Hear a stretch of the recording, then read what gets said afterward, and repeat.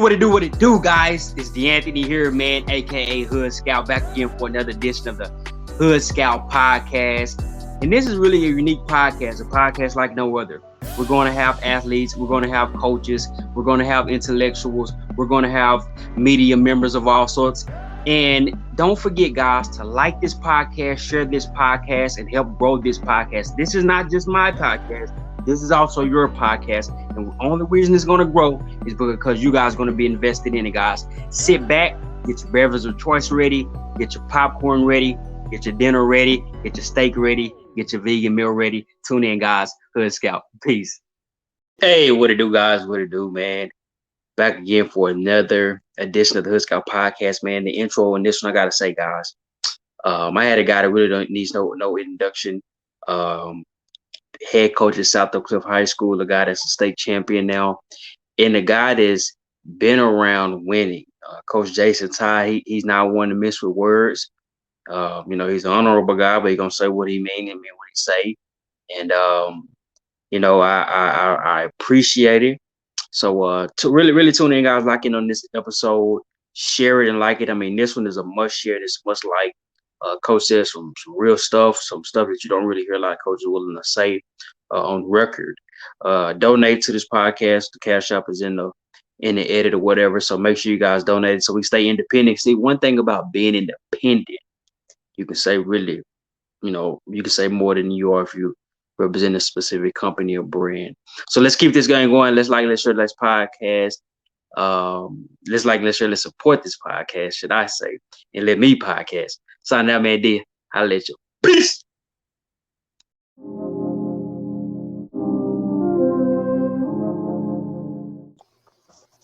Hey, what it do, guys? What it do? Welcome back to another edition of the Hood Scout podcast. I got a guy that's really hard to put it in words. A legend, a guy that's still creating his own way, doing it his own way.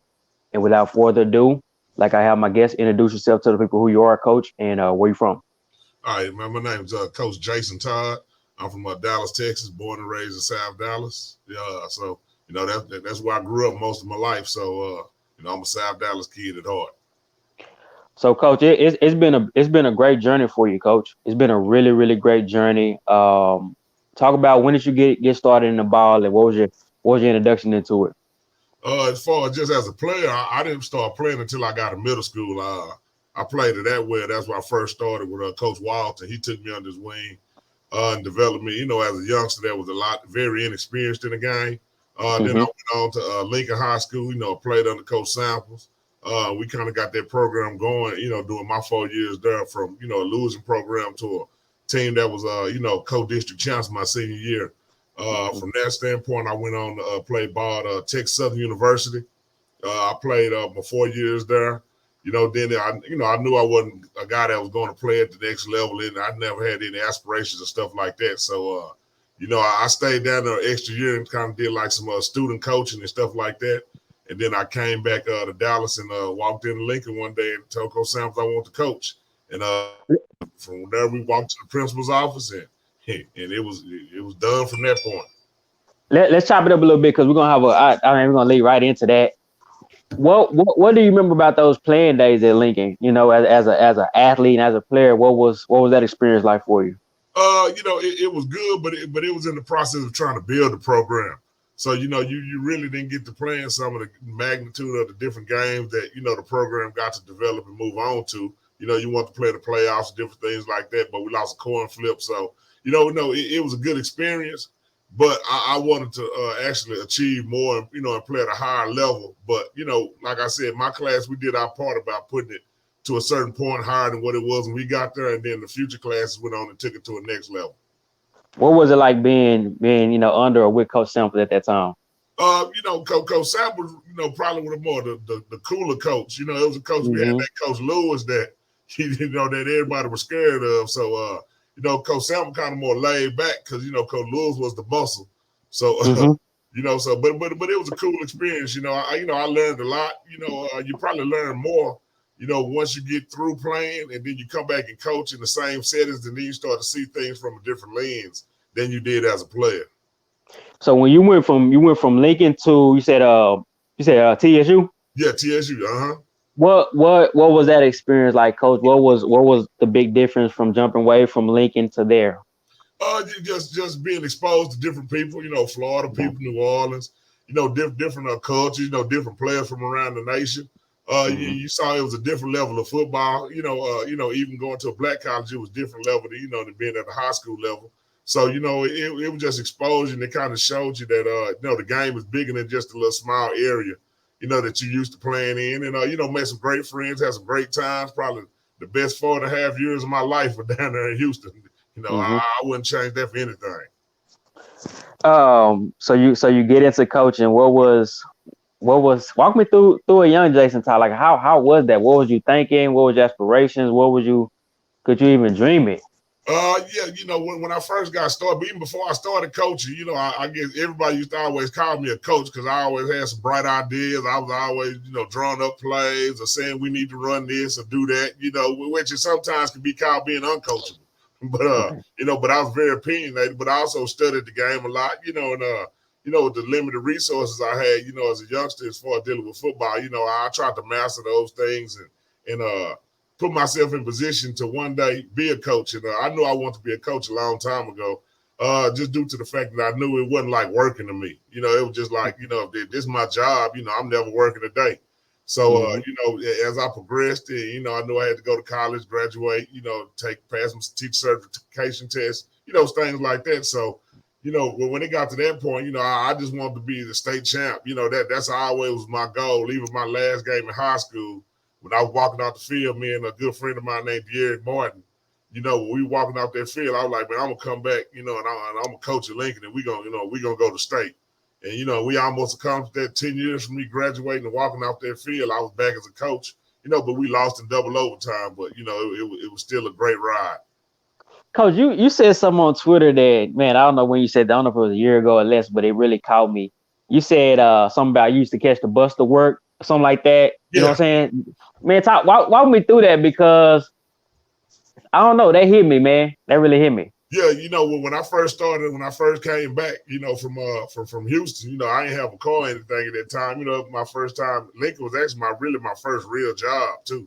So, first time getting a paycheck. So at that time, I didn't have the means in order to buy, a vehicle or something like that. But, it was just like when I was at school, I catch that 44 Oakland, and boogie on down that street, and that was just a sacrifice you got to pay. You got to get to work. So, you got to get your butt up, get on that bus.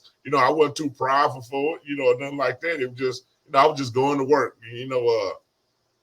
the same way I did when I was a youngster, man, so yeah, just going down the same trails, but just in a different role. So you was at Lincoln, right, Coach? Yeah. What would like how did you boys establish that over there, man? How did y'all, way back then, how did y'all build that thing? When my class came in, we had a class that really wasn't used to losing. So, coming from middle school or little league, so we had some great athletes. A lot of them didn't make it, but the biggest problem with Lincoln wasn't so much just the fact of the players in the school, the fact of it was no middle schools in South Dallas. So that's part of the reason why I went to Atwell, so people in my neighborhood would bust Robert T. Hill.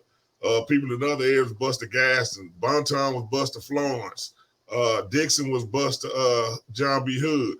So you had a community that never, ever, got to have that experience and get that continuity in the middle school game.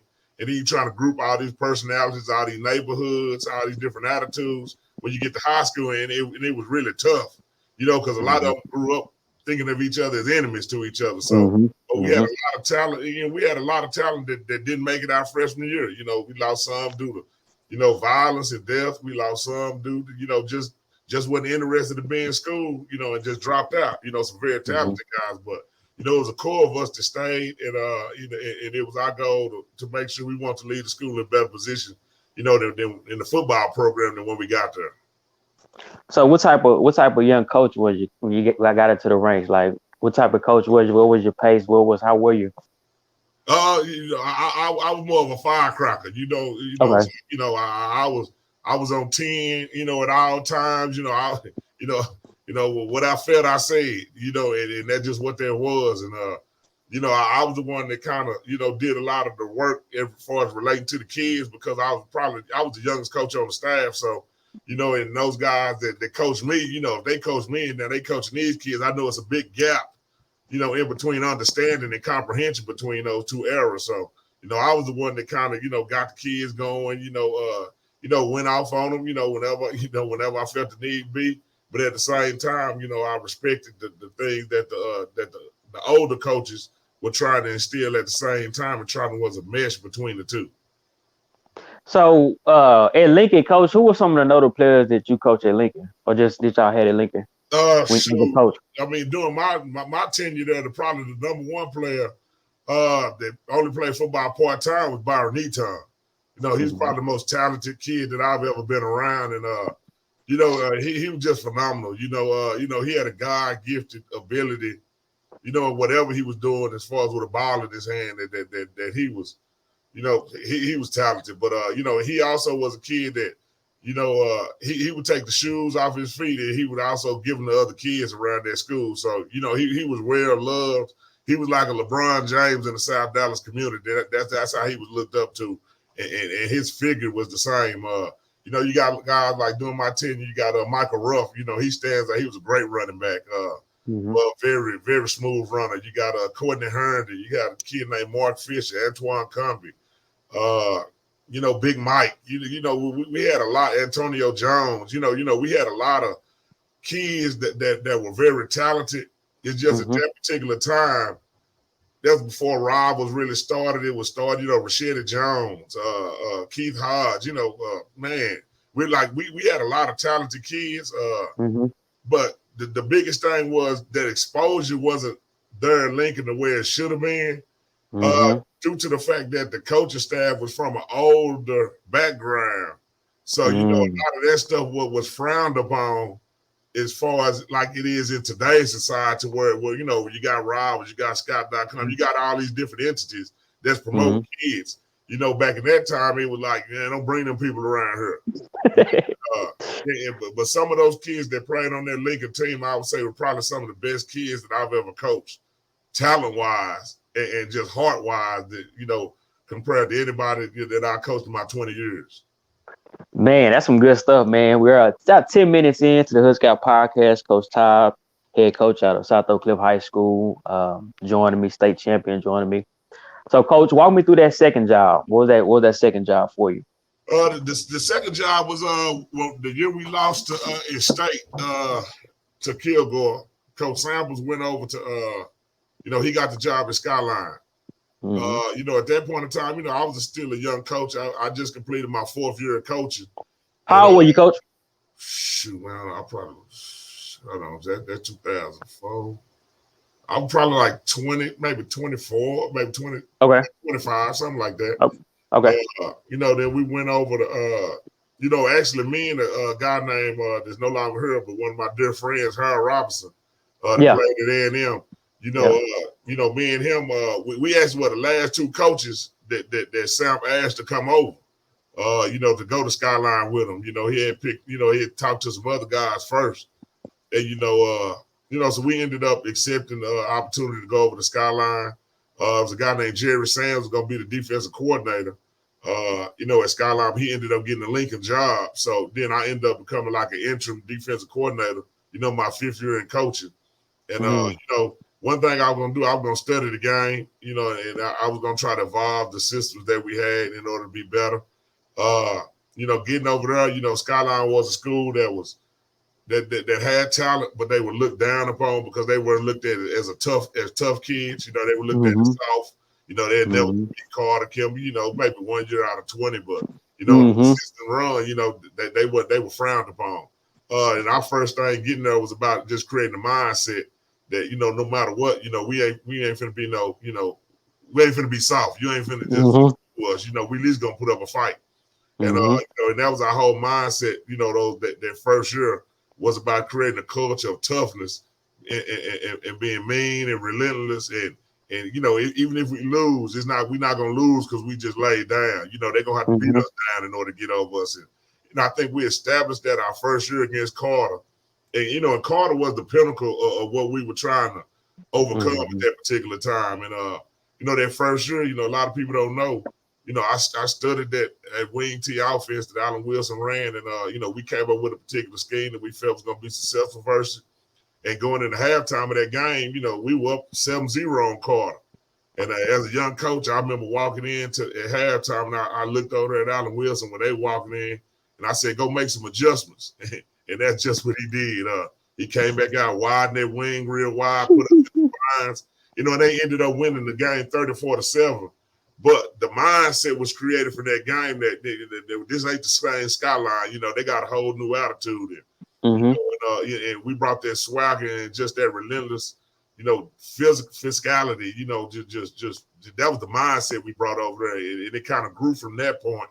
Until the next year, we lost. It was 17-16, and at that point, I got a phone call from going into the third year. I got a phone call from Spencer Reeves and Keenan Cooper. They called me like about 3 or 4 in the morning the day before the game. They said, "Coach, don't even worry about this." They were like, "Coach, I guarantee you, we finna smash Carter tomorrow. Like that shit over." And went out there, and that was the first time we ever wore a ski mask. Him, them two, and Troy Stoudemire, the 3 people I gave the ski mask to. And we went out there and beat Carter 34-0, and then we became the king of the city. And it was documented because I even told Damon Scales, who was a Dallas Morning News reporter, earlier that week, I said, "Why we finna shut Carter out this year?" And that's what we did. And from that point, the steam just picked up. Kids started believing, and we took the program to another level. Hold on, Coach. We gotta break that down, man. Because I was there seeing that, so he ain't just talking it. So, Coach, what you said lead right into another question I want to ask right in between this. How are you so intelligent as a coach? What is it? What's your thing? How do you learn? How do you, even back then and even now, because I've heard that you're a very intelligent guy. You know what I'm saying? Yeah, I think the biggest thing, number one, is it all starts being able to read and comprehend. If you got a basic understanding of reading and comprehending, a lot of football is just copycat stuff. You take a piece from here, you take a piece from here, and then you kind of mesh it, and kind of to what you believe. So, I was always good at that, whether I was going to Oklahoma, and watching Coach Venables and seeing some things they were doing, or, I could be on YouTube and just try to piece different things together in order that I felt our kids could do, but I would break it down in the terminology that was easily retained and able to comprehend our kids. So, and I think that was the biggest thing. I was just a copycat, but I didn't copy a whole system. I would just take pieces that I felt and really liked, and I would instill that in what we were doing. And I kind of just, I was a YouTube baby. I would get on YouTube. I watch them tapes, until I could learn something without actually being taught what I was learning. But I would just muscle my memory so much, man, that certain stuff would just stay locked in here. And along with other guys that I was with and good coaches like Coach Jones that's at Tech now, on offense, he was the same way. So, we had guys we could bounce different stuff off. I would take playbooks from every college kid or every coach that was in college, and I would go through and examine every defensive playbook to look for different stuff of what they were doing. And, I wouldn't try to do it all. I just take a piece, and you just put the piece together, and you end up creating your own system. Y'all were like city guys that were intelligent, man. Yeah. It's funny. Y'all like city guys, but y'all were smart. So we get back to Skyline, Coach. I don't think the people realized at that time, Coach, how much D1 talent you guys were developing. Yeah. Walk me through those defenses. You got. I seen the guys. You got a linebacker core that's, smart, intelligent, and big. Walk the people back, because a lot of people might not know that, Coach, and I was there and I seen it. Yeah, my first year there was probably one of the most talented kids that I've ever been around. But, we only got to coach him for a spring and one season. That was Michael Morgan. As far as just speed and his ability to think and do things the right way, I really wish we could have coached him for 4 years because, he was special. He went to USC, didn't he? Yeah, he ended up going to USC. Okay. Yeah, played up, won the Super Bowl, went to Seahawks, playing the league about 6-7 years. Yep. But my blueprint on the program really came from Spencer Reeves and Keenan Cooper. When we first got there, and I'll never forget this to this day, Keenan Cooper was a defensive end They had on number 65. but he showed. I just was watching him and I saw some flashes and I'm like, man, you know what? This kid, he may not look the part, but this boy can play. And then I saw Spencer Reeves. He was with the DBs and he had on number 46. And I'm thinking, boy, you ain't no DB if nothing else. So, we talking about two kids at that time that there wasn't no top kids in the city. Everybody didn't know them. But, you can ask them to this day. I pulled them to the side and I said, once I saw that they were going to follow the blueprint. And I said, man, if y'all just stay locked in and do what I say, I guarantee you, y'all going to be on the front of the newspaper before y'all leave this school. And y'all going to be the reason why, Skyline become linebacker U. It is on those guys' shoulder that the whole thing was created. Wow. Point. Because they had two different demeanors, but they were just both, effective. Like Spencer was the loud, outgoing, he talking like he crazy, like he Ali. And then you got Cooper, who was the thinker. Yeah, thinker, look quiet. Get locked in, but at the same time, he wasn't a real emotional guy. And, those guys laid the blueprint for all the guys that came after them. It was built on the backs of Spencer Reeves and Keenan Cooper long before nobody else could see the vision. And I didn't even know the vision at that time. I presented them with something, but I didn't know myself. But these guys made me believe just as much as I made them believe. And like I said, it go back to their phone call. They senior year, they both called me at 4:00 in the morning that day and said, Coach, don't even worry about it. I promise you. Yeah. When you got players like that, I believe in kids, number one. Yeah.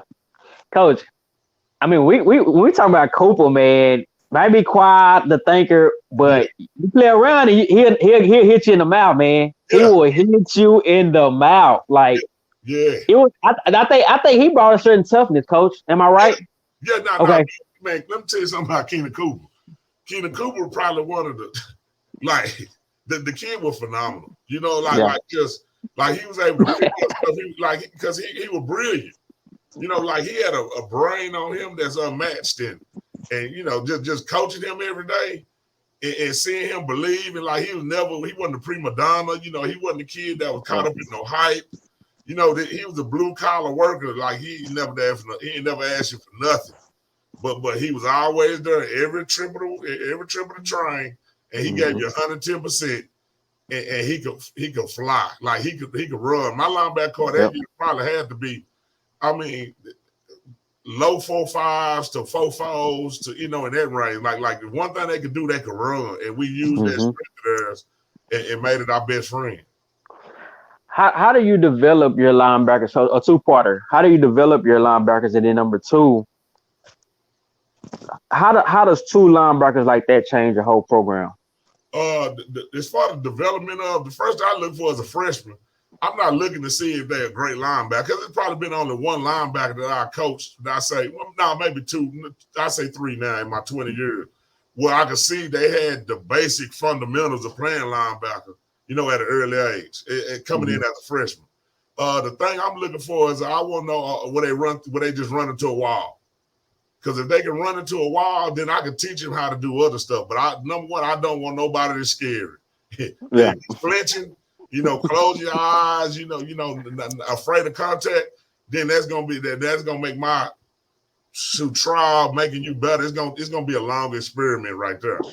So I'm looking for guys that number one just want to run through somebody's face and be taught how to do it correctly. And that's most of those guys all had that trait. Also, big running backs was another key because playing running back and playing linebacker really mirror positions. It's both you looking for a hole, you accelerate, and you run through.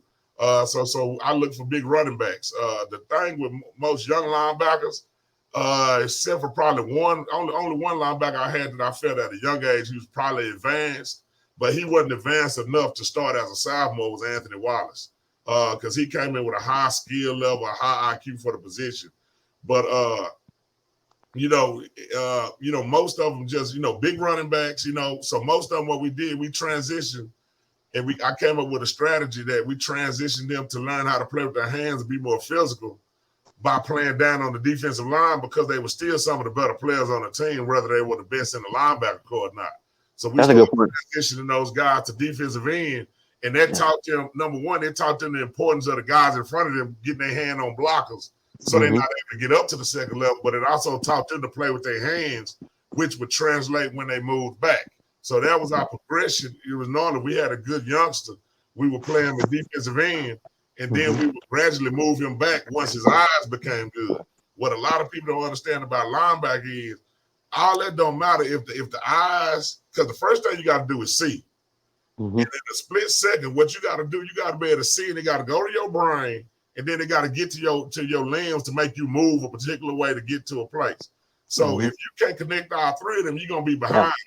And so it's vision, get to that brain, and then the brain send a message out to your body. So we did certain things that we did as far as for training your feet and your hands that normal people don't even understand will really make you a better player because you can control those things faster.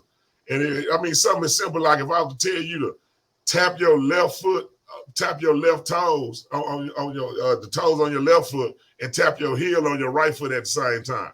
You would think that it have a rhythm with it. So it was different things like that we did while I was reading because I like to read books. So teach you how to control your brain, and stuff like that as far as and getting the message down to your lower extremities and stuff. Because that's what it boiled down to. It was just about, hey, can your brain get the message to the rest of your body fast enough to react to what your eyes seeing? Yeah. Yeah. Man, that's 24 minutes in the Hood Scout podcast. Coach Jason Todd with us. Man, that you dropped the whole little caboodle right there, Coach. So, but no, another question I think I added to it, Coach. How do those like two strong backers, smart, intelligent backers, kind of change your program, or was it just more than them? But how did that change the whole culture, if you will? Yeah, it was more than them, but they became like the face of the defense and the face of the program because most of the time those guys were relentless, and when they made a play, they let the world know they made a play. Like they got up in their antics. And, a lot of that stuff is, like it's Mike Tyson. He normally win a lot of fights before he even get in the ring because you seen him walk in with that towel on and the way he looking and the music playing, and you are defeated in your mind before he even hit you. And that was kind of my mindset too, is that every offense got a plan until you hit their ass. And then a coach can strategically do some stuff and tell them, hey, well, we're going to do this differently. But what can the coach tell you if somebody run through your face and physically make your body hurt? And that was our mindset. And then with the guys that we put the task on, because we really played with 3 linebackers. And then eventually we started evolving to more of a nickel linebacker. But we had 3 guys that were Division I when Keenan Cooper that was there. It was him, Dupree, and and Spencer Reeves. But Spencer Reeves and Keenan Cooper were, like they were the one on 300 that Leonidas and them type that led the Army. Yeah, they good size backers too. Yeah. How did you? I gotta ask you about your secret sauce a little bit. How did y'all build that swagger at Skyline? Because I think it has to be something said with that. Y'all had some swagger with it. How did y'all develop that swagger? It just came. We embraced the little league culture. Okay. A lot of that stuff. You get to that point. It's really little league stuff. The kids. Some schools don't carry on when they get to high school, and we embraced it. We let them chant. Like we had this ritual, and this came about, which probably was our number one thing that we did was our defense used to make a circle in pregame, once everybody was through with the individual drills. And like we purposely would always be on the visiting team, on the other team's sideline on purpose. Like that was a strategy. And then, they would all come together, they get in this circle, and it started out with them, they was rapping at first. And then it became that they started dancing, and it really started from KT, Kelvin Turner.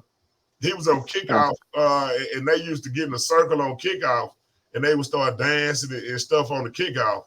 And then we incorporated out the defense, and then when a kid named Pee Wee, Darren Seamster kind of stuff. Yeah, I don't think so, yeah. Like he put so much swag on like Pee Wee, we used to call him Chant Master because he could just come up with some chants. Real talk. Yeah, and then they start doing the circle, then they start doing it in the slow motion and stuff, and it just caught on. It became a tradition, and the way we entered the field, with the same, running around, and then dapping everybody up, like it became a culture. It became a way of doing things, the Skyline way, and that's kind of what we established. I take ownership of the pregame stuff as far as I was the one who always made sure that the defense always goes to the other team's sideline because we gonna set the tone for the offense. And we got their back, number one. And and that was just kind of something that superstition that we picked up on. Like the defense already rode the first bus. The offense, like if the offense bus took off first, we had to come back, start it over. And now we got to leave the defense first. Or it may be we had certain seats that if you was on the bus or not, couldn't nobody sit in this seat. Just stuff like that. Superstitious. And stuff like that. So. We just kept all those things going, and it really took off. And I gotta say this too, Coach. That's secondary. It's something to be said for that secondary. Speak on that a little bit. Yeah. That year we had once we lost Christian Scott, I think we ended up starting 4 DBs in the set. They were all sophomores, I believe. Yep. I know Steve Williams. He went on and got drafted by the Chargers. Mm-hmm. He could fly. Went to Cal, didn't he? Then you had Kerry Nation, who was just a football player. He didn't look like a football player, but he could naturally play. I know we had Chaz Parrish was back there. We also had, Reginald Reed and Dontrell Lawrence. So those guys really started from the sophomore year to their senior year with nobody else got a chance to play in the secondary. But and each one of them brought their own particular thing to the game. Like Nation was the one that was gonna make big plays. Steve was gonna be, the top cover person. Dontrell was the one, if he was on, like he could run as fast as anybody. He had it all too. Reginald Reed was the smart one. Said Chaz Parrish, he would come down and lay a lick on you. So each one of them brought a different mindset, a different set of skills to the game. Man, this is so good. Because I was there. That's why this is so good and personal. We're about 29 minutes in. Got to keep it going a little bit more. So, Coach, walk me through that next stop for you. Okay, so I believe we lost to Spring Westfield. I think it was. Let me stop you real quick because there's another question I just remember. Okay. Who were some of the good opposing players on offense do you remember at that time? And around when y'all played. You remember? Shoot, Rex Burkhead. Burkhead, I knew that, yep. Michael Crabtree. You had all them linemen Carter had were good. We also went against Ed Oliver.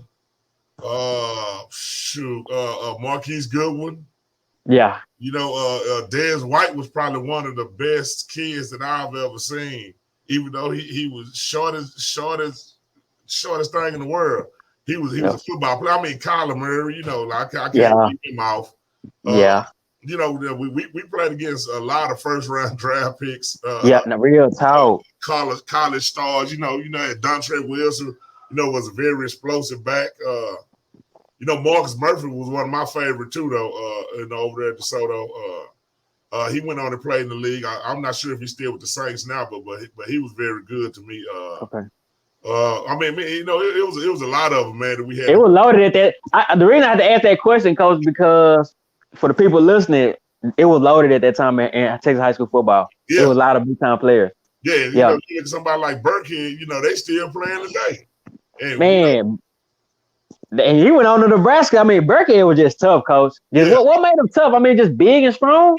He was very developed, and then it was like I think he one of them kids kind of that since he probably was born, everybody knew he had a special talent. I remember we played them, and when he walked out the locker room, like he warmed up by himself. He didn't warm up with the team, like he had his own special stuff he did.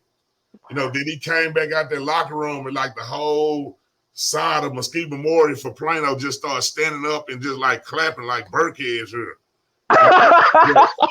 And you saw, and he, also played basketball, over there in Plano, that went to state, I believe, one of those years. So, he was just a downhill, hard run out there, I formation, then he returned a punt on us, and everybody, still make fun of that, when he shook somebody. But, Burkhead he was a very good player.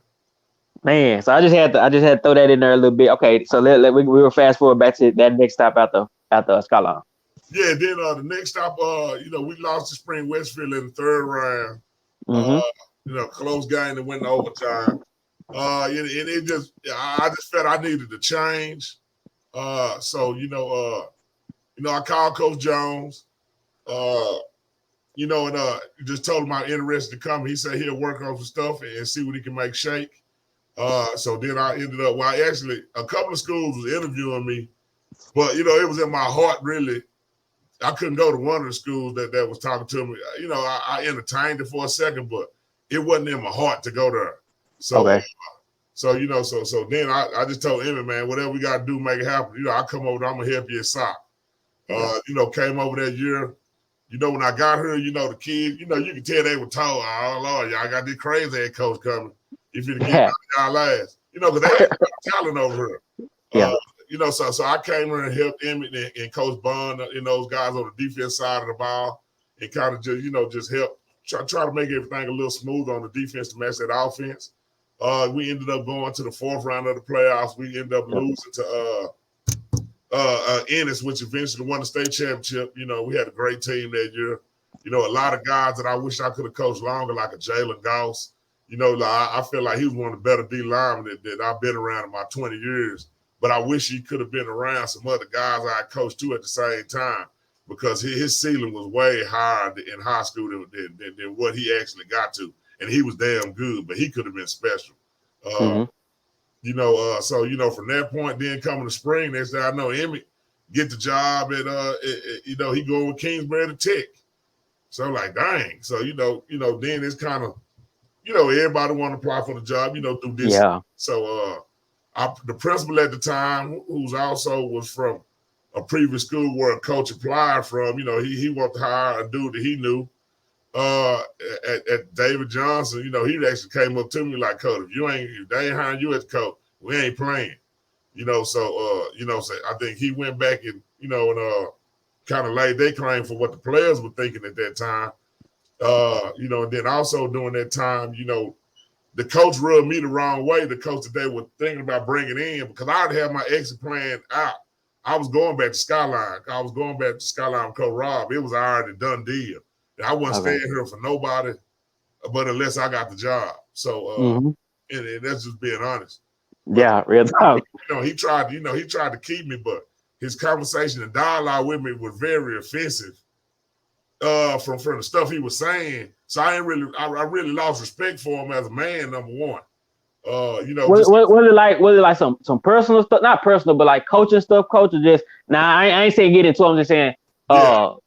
Was it just some personal kind of coaching stuff? It was like money stuff, okay. To me, like how much his school that he was at is up in his contract, and they offered him more money.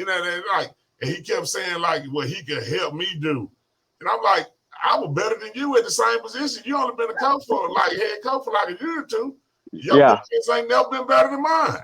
So to me, nah, I don't need you. I'm really going back to Skyline. It ain't nothing we can talk about. It ain't nothing you can say to change my mind. It is what it is. I respect you, man. You got some coaches here that can do a good job for you. Your best bet probably be to try to talk to them. I'm a man when I'm making my mind, good or bad, I'm gonna roll with it. So, there's just some stuff like that kind of rubbing the wrong way, like he could put me on. And I'm like, nah, I don't want to be put on that way. So, it just that really ruffled my feathers. And then you talk about more money, like, nah, you don't go in there talking about, they gave me 95, and now they want to pay me 98. Now I was at 100,000. Like, nah, but then I think he didn't end up taking the job because he was gonna take a money hit. But and that's where it comes where a lot of people be talking about, they want to win, but then they want to get paid. And all that stuff. You can't serve two gods when it comes to that. Now, some places like a Duncanville, they got the best of both worlds.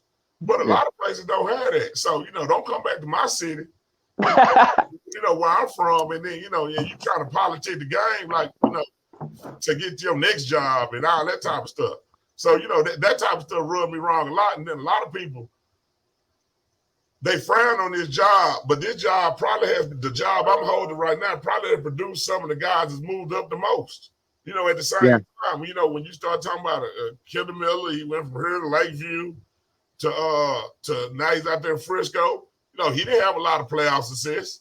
You talk about Gilbert. Gilbert had a good run, but this job prepared him. And I understand that in some guys' situation, they were so drastically underpaid and not valued how they should have been, why they did leave. But you look at Gilbert, it prepared him to go to Terrell, ended up going to Lancaster. He took Lancaster, was a player or two away from winning state championship. Now he in Texas. You look at Emmett, and I always told Emmett, I knew Emmett was a college coach. Like that just self-explanatory. And that was different. Like me, I wasn't a college coach because I ain't wear my pants up high. He dressed real professional. Yup. Even when he got on some shorts and just a t-shirt, like shit, he look in shape. You know what I'm saying? Yep. When I always saw E, I was like, he gonna be a college coach. The Todd be no college coach. And if Todd ever does go to college, it's gonna have to be because college want me. And I need them. So, each guy's situation was different. But you look at them, all of them had the job as the head coach here at South Oak Cliff. So it was never any continuity as far as any tenure in the position. Each one of them guys had the position 3 years. Well, now you look at, I'm here and that's year 7. And I was here 1 year with Emmett, so that makes me here for 8 years.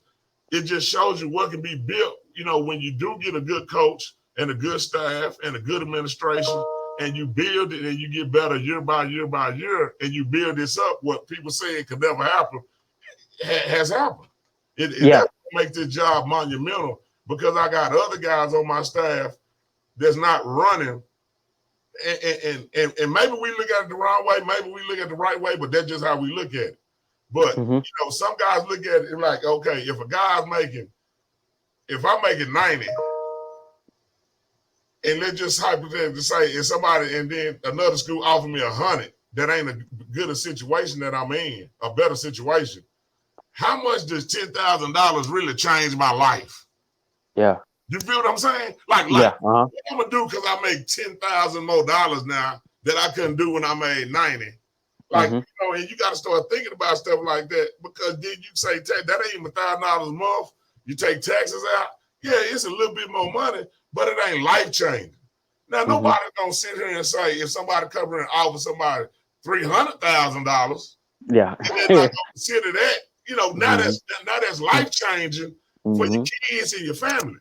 But I ain't finna be jumping for no job just because somebody want to offer me $10,000 more or this, that, and the other. That ain't never been my thing. Yeah, man, good stuff. It's something interesting because I think you guys brought a lot of swagger to South Oak Cliff too. I think you did that. I want to say that. And then number 2, how does it feel, Coach, being in this game so long and you started with good players and now at this stretch now your career, I mean, you got just as good a player, if not better. Like, how does that feel to all through your career, you've had good players, you developed good players, and now it's like, shoot, it's almost going up even higher, if you can say that. Yeah. And the good thing is getting some good players, and like the key word you said is also developing some good players. Like a lot of our guys that have went on to college, nobody really knew about them in 8th grade. So, until recently we started, we got some guys that were known in the 8th grade, everybody thought, this guy gonna be great. But we took a lot of smaller guys, developed them, and made them players. It's easy to take the guy that's known or the guy that's 6'4", 230 pounds, that run a 4.5 and being good since he was 8 years old and dominant. It's easy to make that guy, that guy make you look good. But a lot of times, what we as coaches do, we try to take too much credit for some stars that was already made long before. Stick your chest out like you ain't develop him. A development guy is a guy that you've actually saw the growth in him, and you took a guy that was just a seed and then you made him a flower that blooms. It's not taking a Bentley and then put some rims on it and talking about, look what I did. Now you put some rims on the car. The car $300,000 right there. It's that type of mindset a lot of guys have. I mean, it is just like coaching. It's also in skill training. Some people go find the most talented guy in the country and then lay their hat on that, lay their name on him to say, oh, look what I made. You ain't make that. If the guy was doing the same stuff when he was 6 years old, 8 years old, 10 years old, You may have helped increase his skills, but why is it about you and not about, hey, I'm helping develop a young kid? But I understand in a profession, it's about marketing. And the more you can attach yourself to somebody cold, the more money you can make for yourself, which, hey, it is what it is. It's the hustle of life that we, in some fashion, we all have done. Yeah. But when you just think about that, though, like sometimes, like there's some kids right now, you can see at 8 years old. And that kid was special at 8. Because I remember my little boy ran track for DeSoto Swift. And I always see this kid out there that was special. And now I pop up, and that's the freshman receiver at Duncanville. For real? Yeah, the more. And that's how it always go, Coach. That's how I go. Yeah. Wow. Like can't nobody say, Yeah. I made him fast. I made him special. I made him 6 feet tall. That's something from his mama, his daddy, and God. And then you can enhance or further develop the skill, but you ain't make him. He was gonna go D1 regardless. Yeah. The sunset. Yeah. You know what I'm saying? He's still gonna be the same talent. He just may not be surrounded by the same talent. But I was watching that kid run around at DeSoto West or whatever that school is. When I was like, damn, that kid right there can run. But not knowing that fast forward 4 years later, damn, that's the freshman at Duncanville now. Yeah. And there's a lot of kids that way. Yeah. Man, 44 minutes in, Coach, I am loving this. Loving this. And let me say this, Coach. Let's dive in this thing. Let's have fun a little bit. So we're talking about talent, like talent, you're identifying these talent, 8 years old, all this. You guys are now getting this talent in to where, I know you always tease Duncanville or the different schools you mess with, but y'all are getting big time talent in there now. Yeah. Is it a matter of the culture y'all built, kind of that community school? Is it that middle school feeder system? What's that culture? I frame it like that you guys built right now. Cause it's out there and everybody see it, Coach. Yeah. The biggest thing I can say for us is, number one, we're accessible. Number two, is I'll go back to relationships and trust. And you got to realize a lot of people think, especially when you from her, and let's say I go to school with X amount of people, then they have kids grow up and they send their kids where I'm at. That ain't me recruiting. Recruiting is me go out selling myself for you to bring somebody to me. Mm-hmm. Relationships is whenever you go, wherever you get to high school, I don't give a damn where you at, you gonna play with Todd, you gonna play with Coach Spencer, you gonna play with Coach Ingram, you gonna play with Coach Weedfall, Coach Ward. Those are relationship-based decisions that a parent makes. And what a lot of people try to do is they try to say that's recruiting. Like we at South Cliff, we don't have to recruit. We visible on Twitter and social media, any social media you got. We always out in the community. So we're community-based people. So now look at it. If all of us went to school in Dallas, how many relationships do each one of us have with different people? Mm-hmm. Now you come to play kids I've coached have kids. Yeah, real time. Or grandkids or people I went to school with are coming up. So naturally, what do you think if they have respect for me and my coaches and value what we do? What kind of decision would you make for your kids? Yeah. And a lot of people mix that at recruit. We not no out of towners. Yeah, real talk.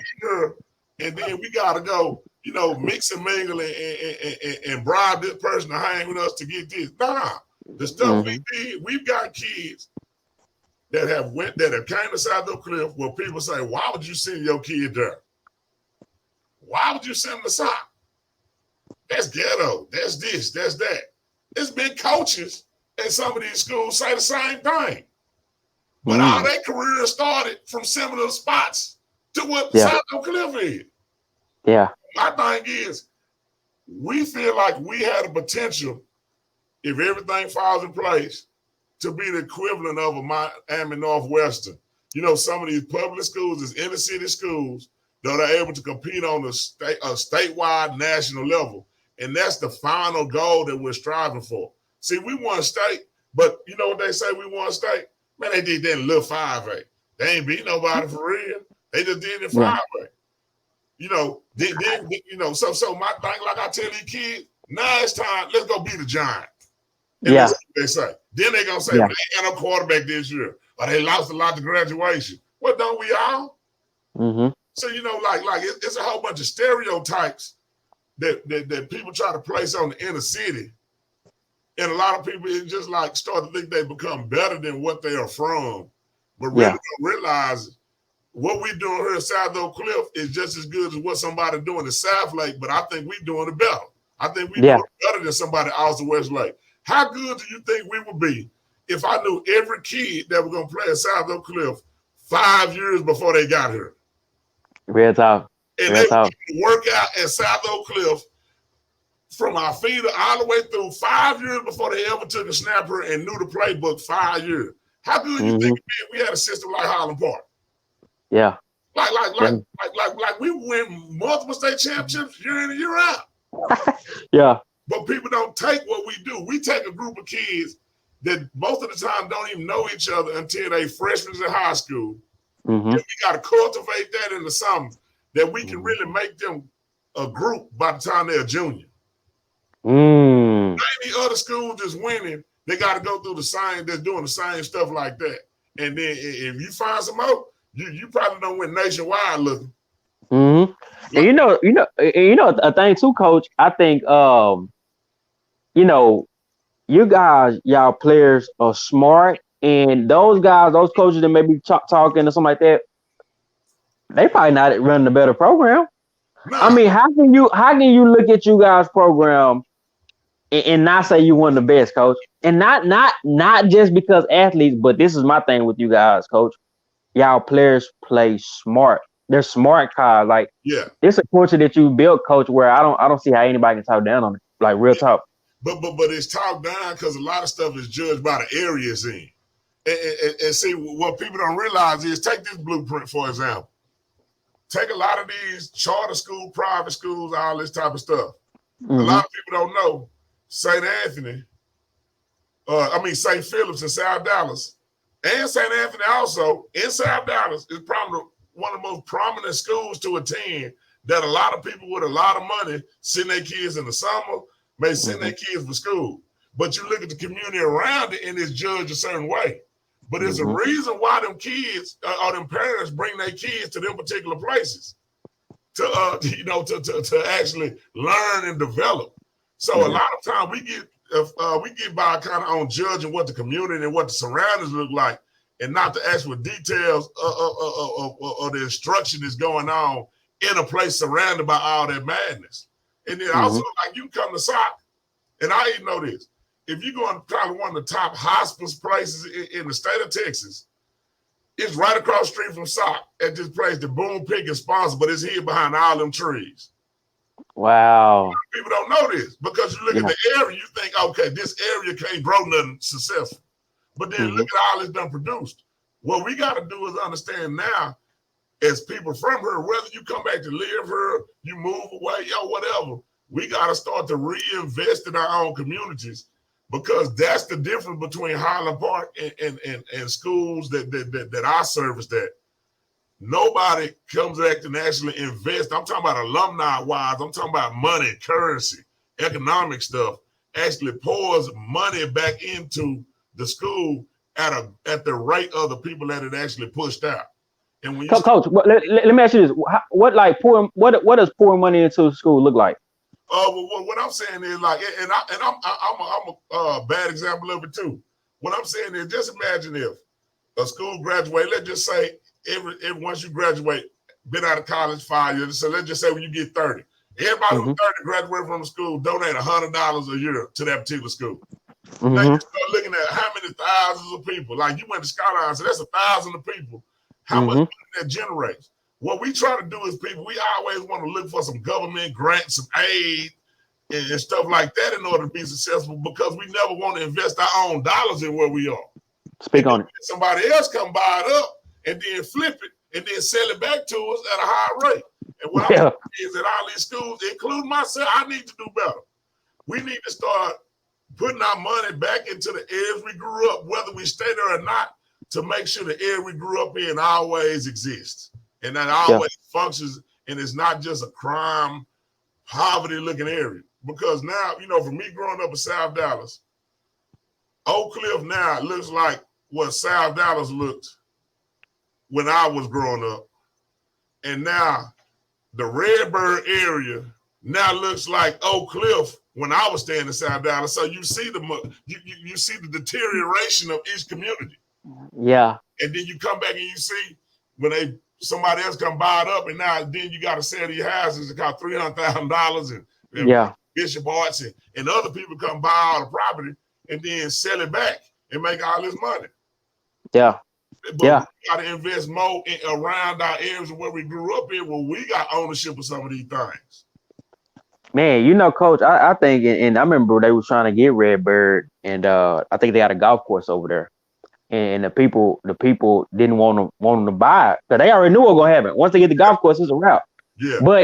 But I think this leads right into what I'm going to say. Like, Coach, who are you as far as mentally? And I mean, you what are you reading? What are you watching? Like, because I know you have some opinions. Yeah. And they not just opinions out of nowhere. It's because you got some wisdom. You collect stuff. You got the papers. Walk me through who you are on that level, Coach, because, I mean, I don't know if a lot of the outsiders know it because, like you just said about where you are, they might be judging you. Yeah. Like the biggest thing about me was I come from a educated family. So one thing I can always say was I was going to have to read, do something educational growing up. So every day in the summer, my grandma would walk me to the Lancaster Library every day, and I'd be involved in some type of program. I'd be reading the newspaper at an early age. So just with that, I just developed from always being able to read. I was always able to recall different things that I saw. So, and different things that just stuck to me. So the thing with me in my mind is my mind kind of fluctuates at times. And, 1 minute I may be here, but I may be all over the place, but I'm a history buff. I'm a Dallas buff. I may just, a question may just hit me like, man, what was the first street in Dallas? And then I just go Google it and be like, okay, this. So I'm always seeking knowledge. Yeah, that's good. What I got to do a better job of is organizing my thoughts. Because I'm all over the place sometimes in my own head. Nobody else may not know this, but I'm all over the place. It may be something random here, random there, but I'm always just piecing stuff together. And when and you can relate back to the history of where you come from and where your people from, I think you get a better understanding of where you are and where you really need to be going and things you need to do. And I just say it always goes back to education. It don't mean you got to go to college. But you still got to have the basic fundamentals as far as education. So that's my mentality is even if you go to trade school, you still got to know how to read. And I think a lot of what we do in school nowadays doesn't promote the overall development of the kid the way it needs to, because you lose a lot of basic things because everything is so test generated. But then you can't balance a checkbook or don't understand, how a bank works or just financial literacy, how credit card work, and then you can realize how much money people really make off you. Interest rates, you buy a car and your interest rate high, how much extra money you paying. A lot of these kids, they miss those skills, like how successful somebody can be that's a plumber. Yeah. And so working on HVAC, different stuff like that. I think the world is just bigger than just being in school. I think school should be the gateway to prepare you to whatever part of life you want to do. It doesn't have to be going to college, because if you go to college to accumulate debt, to me, I ain't going to college to be $100,000 in debt to then have to work my whole life to try to pay that off. Like, nah, that's a dumb investment. Mm-hmm. Yeah, so it's just different facets of life, things like that. Can you hear me, Coach? Yeah, I can hear you. Okay. It was a accidentally had a call come through. That man, I really love this, man. We're 57 minutes in, and this is right up my alley. And I'm the same way, Coach. You got all these thoughts, and when was this? And it's like they're creative thoughts, but you're like, man, I gotta kind of direct them right. You know what I'm saying? Because if not, you'll be looking up this today, and then how to cook with So I get that from a creative standpoint. Coach, how involved is politics in this whole thing? We got to hit on it. And I know you know about what I mean by politics, not any one thing, but just from a education standpoint, city standpoint, because all this housing standpoint, all this stuff gotta seem like it connect. You know, I didn't realize that like some of the history that you know about South Dallas. I didn't know it was a different type of neighborhood years ago. Talk to me, walk me through a little bit of stuff like that a little bit. You know, just the biggest thing, because you start out with politics, the biggest thing in politics is just a face. The thing that makes the world move is the money behind it. The politician only gonna say what the money behind him allows him to say and lets him get away with saying. So once you understand, it comes back to having some form of economics and monetary power determines who runs everything. And it kind of go back to when, you know, some old books I used to read dealing with the Federal Reserve when it was first created. As long as you run economics, the money, it don't matter what laws they make, like, because they're influenced by you. So that's my big thing with politics. That's why I try not to get involved with it. Because if it ever come down to being money, if you bite the hand or dealing with money, you're going to always be on your hands and knees at its mercy. So I don't even try to deal with it. You know, I very rarely, you know, like ask people for anything, really, you know, because I know it normally, some people give freely, you know, with their heart, but a lot of people give to give something in return. Yeah. And then, you know, so, you know, I never want to be somebody that got to play by the drums of somebody else. I want to play by my own drums. And, you know, I always want to be the one that I can speak what I really feel in my heart. Yeah. You know, as far, you know, little things like, you know, sometimes you may understand some things you don't say certain places and things like that. You know, everybody play the game to a certain degree, but I'm never going to degrade myself to be accepted or to gain some monetary value that really, you know, that make me feel less than a man. You know what I'm saying? Mm-hmm. So like the Oscars, like I ain't getting slapped on TV without me doing something back. Yeah. And Oscars, Emmy, whatever it is. I mean, that's just the integrity in me. I ain't saying it because I'm in the room for the rich people. There's a certain way I'm supposed to act if somebody slap me. Yeah. So, you know, so what I'm saying is then maybe I don't need to be in the Oscars then. Yeah. I accept that stuff. That just ain't for me. If you got to get slapped on TV and you just walk off, nah.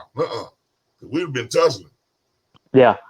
Yeah. Hour in. Coach, a few more questions. Coach, so I heard you collect stuff, man. What papers and stuff? And I see you looks like some stuff back there, and I see that beautiful trophy back there. Yeah. What type of stuff are you collecting, and where did that kind of come from?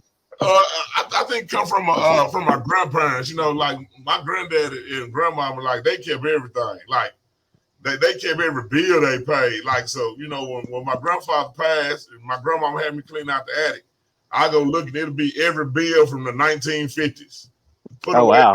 January, February, you know, each month it was paid, wrapped up in a bag, put up there, and then it'll be 51, 52, like every card they ever received. So I was able to understand that I needed to, you know, I guess it was a creature of habit from growing up with them. So certain things I used to do, like when I was in college, my mama would keep every newspaper that we got to the house. She would keep them and just put them in my room and stack them up in the stack. I'm talking about every day I was gone. And when I would come back, I would actually come back through and read every newspaper from the days that I was in college. You know, and then I would keep certain stuff and I would throw certain stuff away. So, you know, I always kind of been a history buff, you know, so certain stuff my granddad and me had, you know, like letters and meetings from the 50s and, you know, when integration first hit, you know, I always just kept that stuff because it was kind of interesting to me. Yeah.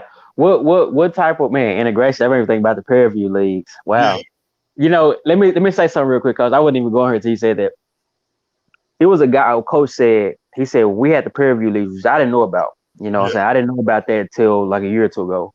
But he was saying when we integrated with the UIL, he said it was good because of we didn't have a lot of money. He said, but it was bad because we lost our identity.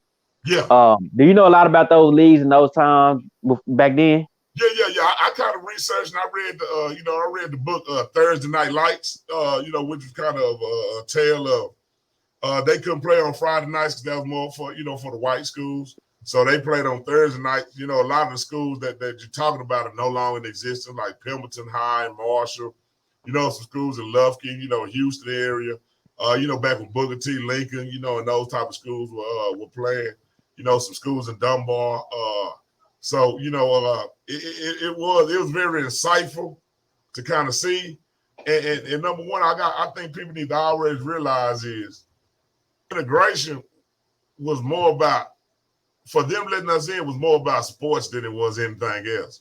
Because we really never gained in anything that I can think of as a culture or as a people from integration.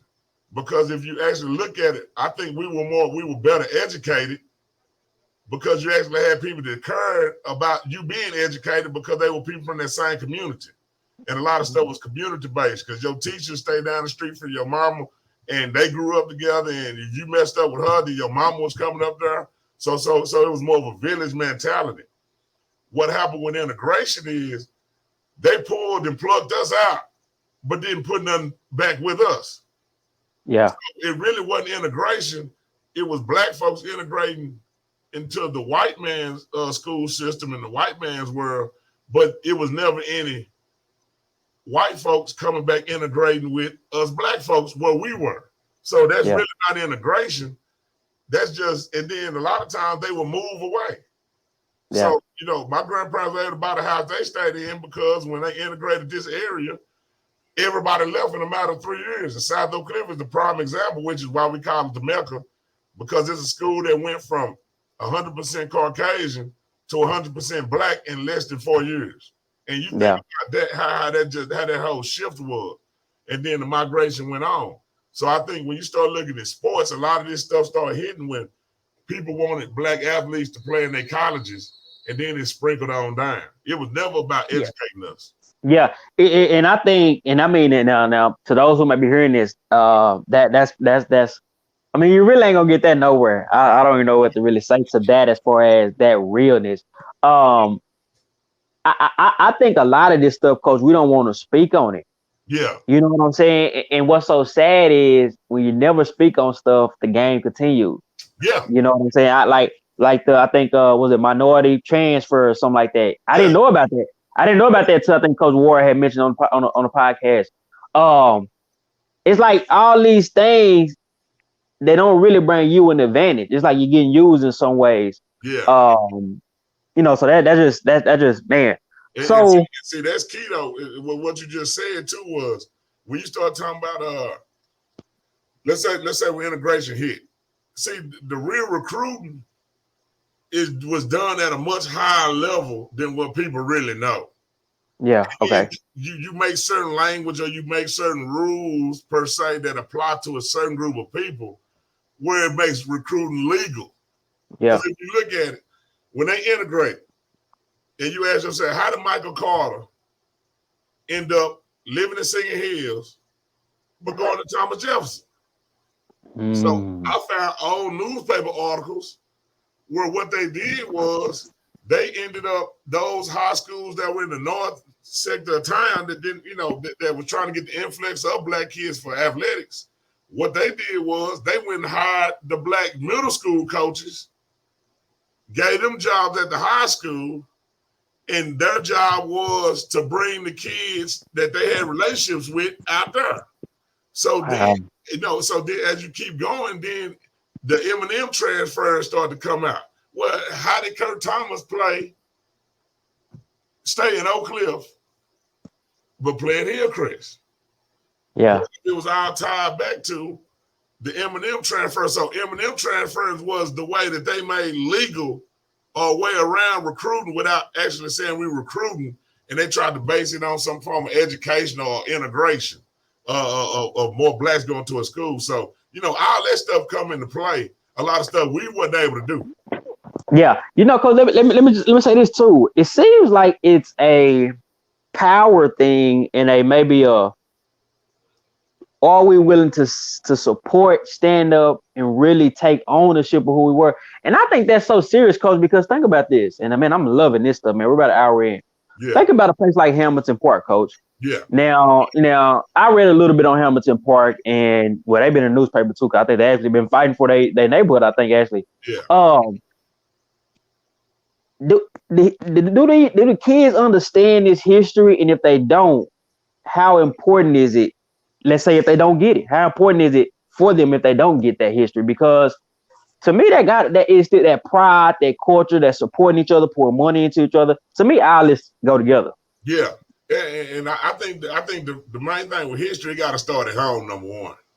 You know, like if you don't start at home, you'll never have a true appreciation of it unless it's just something you're naturally into and want to learn about.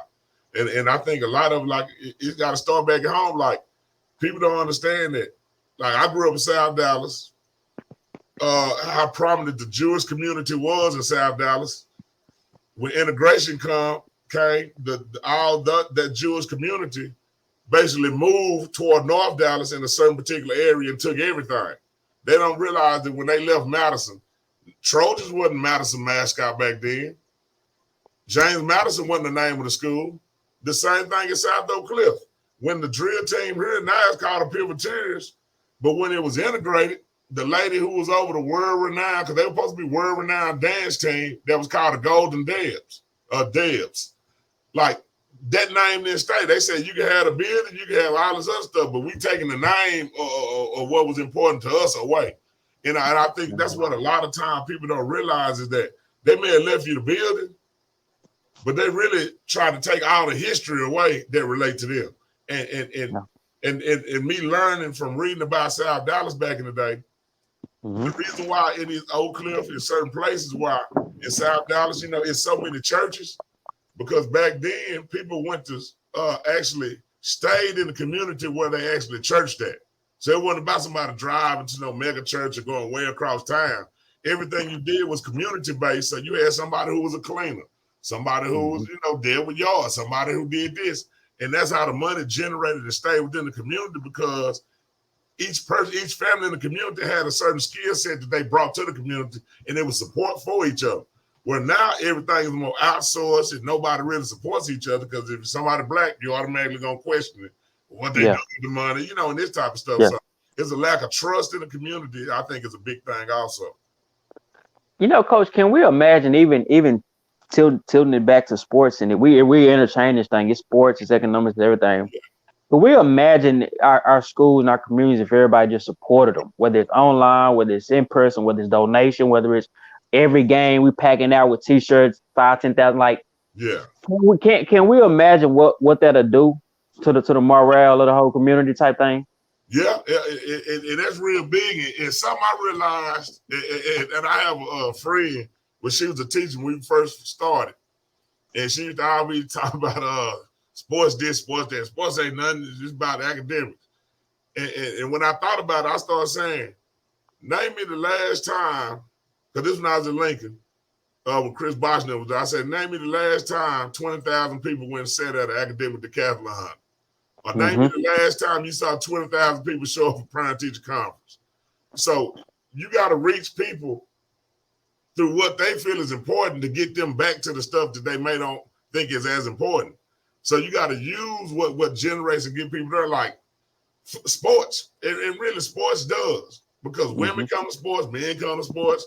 You got so many entities. You got the band, your drill team, cheerleaders. So you gather a lot of people, and then you have to use sports as the thing that then spreads and disseminates the information you need to facilitate the other things that community needs also. But you got a PTA meeting, I bet majority of the schools don't have 10% participation from parents. Yeah, that's real talk.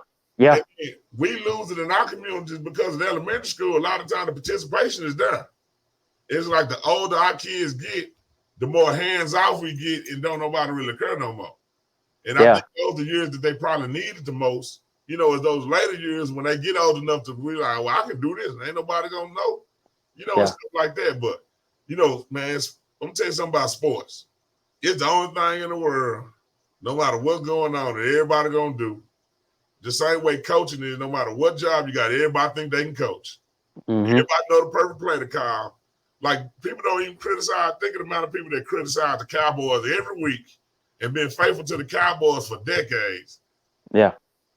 But we ain't gonna hold a mayor to that standard. We won't hold a politician to that standard. We won't hold nobody but some dealing with sports, which is a coach. Yeah. And You know, I heard I was listening to some old tapes, and this guy said that about education. He said, man, the kids, they go in there, bright eyed, bushy tail. He said, but the farther they go, they just lose interest and they just drop. And it's Yeah. like, you kind of speak to what you were saying. Coach, what's your ways of growing right now? Like, you know, what type of books are you reading, or like what's your ways of growing as a coach and just in general right now? I'm actually, like, in the book reading, I'm actually kind of behind right now. I was reading a book about branding. It's a book based on Oregon. Oh, yeah. Oh, I gotta stop you, Coach. I'm glad you said that. And also speak to me about, I want imaging, media. Yeah. How important is that? So add that in there too. Okay. But as far as just reading, like I'm a random selective reader. Sometimes I may read books and just bam, I got 5 of them. Then sometimes I can read a book. I may don't read a book, for a minute, and I may read anything from conspiracy books to criminal books, like dealing with the mob, stuff like that. Football books, maybe a spiritual book too from time to time. But but I'm always reading on the internet, wherever I'm searching and Googling stuff. So I use that a lot too. As far as the branding stuff, man, it's something we naturally did, and we've become great at it. How we market ourselves, and how I look at it is kind of like Cash Money before they signed the Universal. Yeah. Like we like Meek Mill said, we did it without an album. We mixtape in the streets. Yeah. But we being ourselves, like it's all authentic, and everybody respect it because we being ourselves with Coach Boyd, and Mr. Rod Jones. They've done a tremendous job of helping us have the avenues, and now Coach Ray Jones is picking up in it too, because he got a computer background. So now we're just, we doing stuff when nobody else doing. But now, when we probably did it was ghetto, but now when everybody else doing it, it's cool. Like nobody else, who else wearing an area code on them? Now you look at the Soto girl, they got 75, whatever they in their zip code with. Like we did that. Like we put Oak Cliff on our pants. We put Oak Cliff on our ham. Then you look up, Lincoln got Sunnyside for their ham. You got this school doing this. So what we saying is like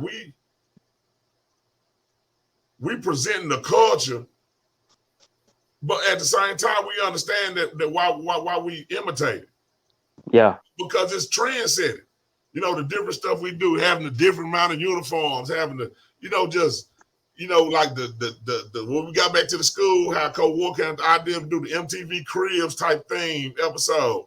When we talked about, we got different segments where we talk about doing the top 10 moments from the season. We doing all that here. Ain't no video cluster department doing that for us or nothing like that. That's us. That's a small group of guys on the staff that know how to have those traces doing that stuff. And like, that's what I'm saying. Like, people got to give us our props at the end of the day, because at the end of the day, they're still emulating us. Real talk. Yeah. And I don't even think they can do it, Coach. I don't even think they're doing it. Like, I ain't being funny and I ain't blowing smoke. I think where y'all are, I don't really see it done. Yeah.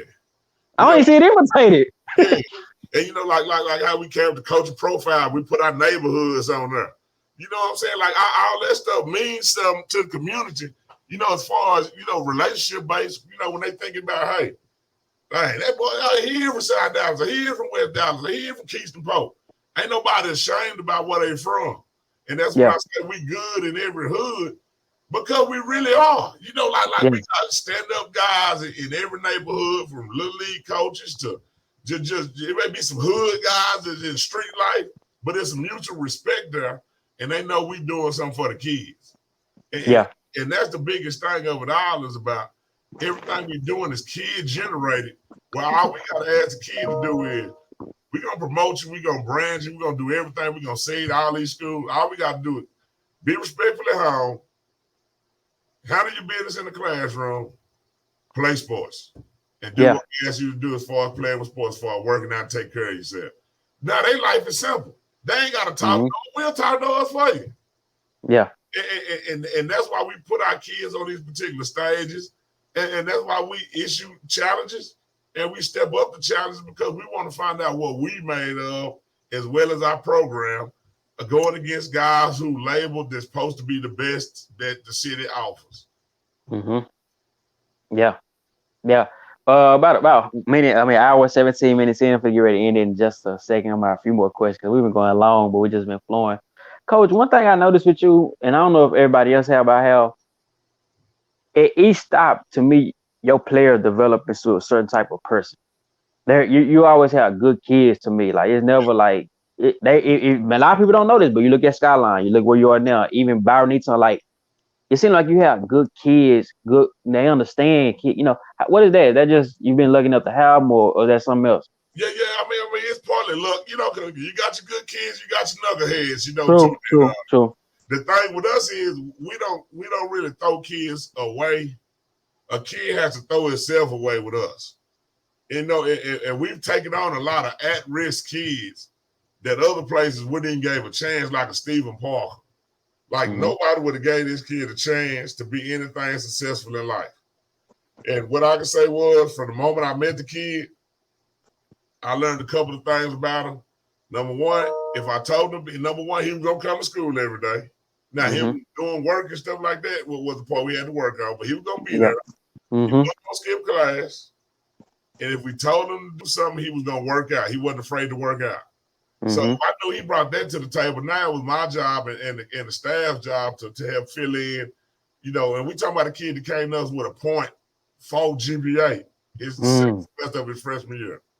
This kid went from that point to graduating, qualifying for college, being defensive player of the year for 5A in the state of Texas, receiving a scholarship to Kansas. He was in the transfer portal. Now he's down at UIW, you know, down there playing down there. But he's going on his third year in college.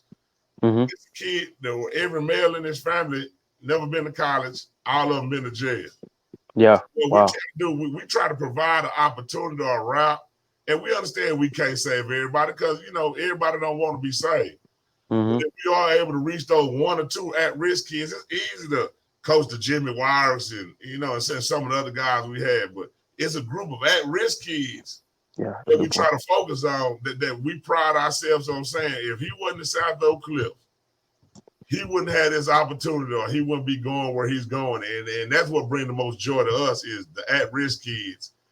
And even though they still come back and, you know, we still talk to them, you know, stuff like that, but it's the ones that when we were like we with Parker, we had a faculty meeting, I think going into his junior year. And I told the staff, I had a picture of him. I said, this is Stephen Parker. I mean, he a rough kid, but we going to work with him. And what I need y'all to understand is his understanding of some things is right and wrong. He don't get it right now. But we working on him to understand that. Now I say, you all can help me where we can all be a village on it, or if it's just me, he gonna be the person robbing y'all one day. So do we all want to join in to help get this kid in the best position where he can be successful? Or do you want to worry about him, the one his 6'3", 225-pound butt running up on you at the gas station robbing you? Because it can go either way. You know, I'm being it can go either way. That's good stuff. You know what I'm saying? But he was a kid. They really thought about, like, well, hell, I'd rather try to help him than one day he coming up on me, robbing me somewhere. So you know, it's just stuff like that we do. You know, similar to stuff I learned from dating back at Lincoln, you know, with a lot of those kids, is that they a lot of them just need some love. True. And some attention. And a lot of them have to be taught what we assume is right and wrong to some kids. They don't know that.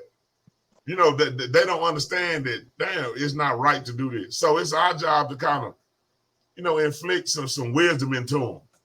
Yeah. So, Coach, what would you say is like what's the cultural built on? Like the cultural, like, icons of the program? Like, what are y'all built on? I mean, because I seen y'all in the summer hitting hard and doing all this stuff. What are y'all built on? Because y'all had to get to this level where y'all at now, where, like you said, kind of want to be like a Miami Northwestern. Yeah. You know what I'm saying? But Yeah. that has to come. So how did y'all build that thing? Cause now to me, y'all gonna get a certain type of player over there now.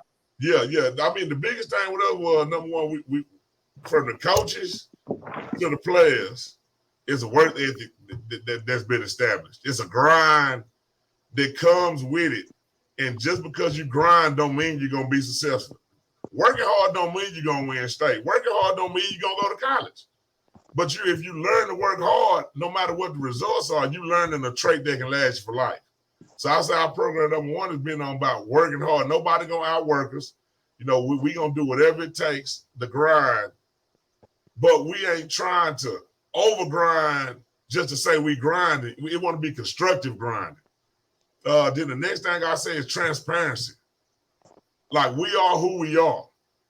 We're not one way and then you come meet us and then you see a whole another facade of us or another side of us. We transparent, and we transparent with our kids. Our life is open book for them. Some of our failures in life, some of our deficiencies that we've had, like we express that to them as an open book, where it's not just we prying into their life, picking out stuff. Now we open. So a kid knows when they talk to me, Coach Todd gonna keep it real with me, whether I like it or not. But they always at the end of the day gonna say, Coach, you kept it real with me though. And that's just not me. That's all the coaches, and every coach on our staff has a particular talent or trait to be able to reach a certain group of kids or a certain kid. And they're not prideful. Like, I'm not prideful where if he don't do what I say do, well, I don't want him around. Nah, but what if Coach Traylor is the one that can reach him? So I go through Coach Traylor and let Coach Traylor be the lead person with that person to say, hey, this is what we want done. Am I more worried about it being me or getting done what I want to get done if somebody else can do it? And that's another thing. Her and Sock, most people that's head coaches, they rule like with a closed fist. And Sock, I lead with an open hand. Because if stuff that you can help me do that you may be good at, I ain't trying to keep my fist closed up where I'm the only one that got this, that, and the other. Nah. If war good with videos and stuff, well, shit, take it off and run with it. Because we fought good with people, take it off and run with it. Coach Spencer good with getting on them kids' butt, take off and run with it. So Coach Jones dealing with wild man, take off and run with it. So everybody got a particular trait where it's not like I'm trying to be the Voltron and I just want to be like it's me. Like, nah, we Voltron. I'm just a piece of the design. But when we all form, we become Voltron. Together, separate, we just individuals.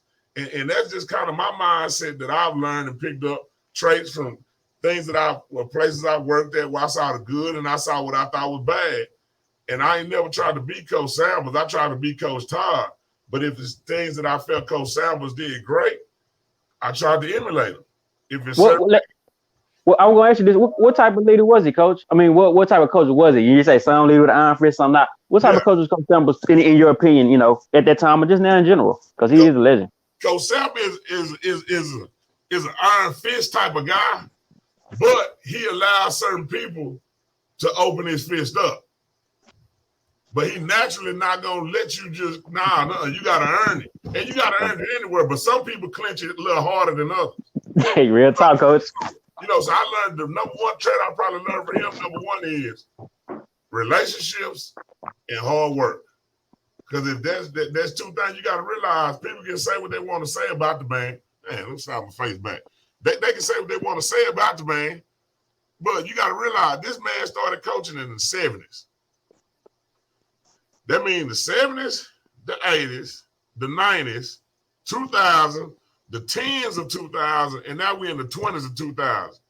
You talking about a man that got 50, 40-something years, 50-something years worth of relationships. Remember, it didn't go back to what I talked about. Relationships. It ain't about recruiting. It goes back to somebody, he knows somebody that knows somebody, and I want my son with him for whatever particular reason the family comes up with. That's not recruiting. That's relationships that may trace back long time ago, and that's where it comes from. It comes from relationships. Colleges have to recruit. high schools can recruit, but 9 times out of 10, when you talk about guys like him, it's relationship built. Because you talking about he got some 40-something years of coaching, but now he coaching probably great-grandkids of people he coached. So, you know, and people don't understand that. The reason why I went to Lincoln wasn't because I stayed in South Dallas. It's because my mama said I was going wherever Napoleon B. Lewis was the principal. So he could have been the principal in North Dallas. That's where you going. Yeah. That's a relationship thing out of respect for the man who over the school. It wasn't just a neighborhood thing, because if that's the case, my mama made me go to Atwell because she had respect for Atwell academics. She could have easily put me on the bus and say, go to Robert T. Hill, go to Florence, go to this, that. Nah, it was never a discussion. And you're going to go play for Coach Walter. Yeah. So, you know what I'm saying? So people try to make it recruit. Nobody recruiting. It's relationship-based, where people put their kids in a place where they think they're going to have a chance to be successful. And if they're not successful, a place where they still going to be worked with and somebody going to stay on their butt. And that's what a lot of people don't get. So we start talking about the traits from him. It was hard work. I learned relationship-based things like that. Also having a close communication with the parent. Damn the kid. Yeah. I mean, 9 out of 10, the kid don't run nothing. If you got a relationship with the parent, whether it's the granny or whoever, and y'all on the same page, then that means the kid's stuck in the middle. Now, the meat can't never leave the 2 pieces of bread unless somebody peel it apart. Yeah. But if you keep the 2 pieces of bread tight on the meat, then the meat gonna stay inside the 2 pieces of bread. So us as a coach, as a staff, we're a piece of bread. Each parent, each family we deal with is a piece of bread. The kid, the meat, and they clamp, and we pressing it like a George Foreman grill. Yeah, real talk. One part pull apart. Now then, you know, now the kid doing what he want to do. But that's not that's the cycle we learn. So I learned to be a little more lucid in Coach Sam, because you know that I just felt if you know when you get your own show, you know, like hey, 90% of this I agree with. Hey, but I'm gonna change it 10%. Real talk. So you know, so I picked up on a lot of things from him and learned a lot. And you know, that's the value when you come under people. You can also learn good and bad. Yeah, true. From them without you actually being in that position yet. And then what also the biggest thing I learned too is you really don't understand the mindset they're in until one day it comes back around and you're in that seat. And then you see it from a different lens than you see when you were in the assistant coach or the coordinator position. Because on them side, you look at that position group, you may got a few areas that you're over, or you got a side of the ball you're over. But when you're the head coach, now you're responsible for every grown folk mistake that's made. So a grown folk make a mistake, it falls on my plate as the head coach. Every kid to make a mistake, it falls on my plate.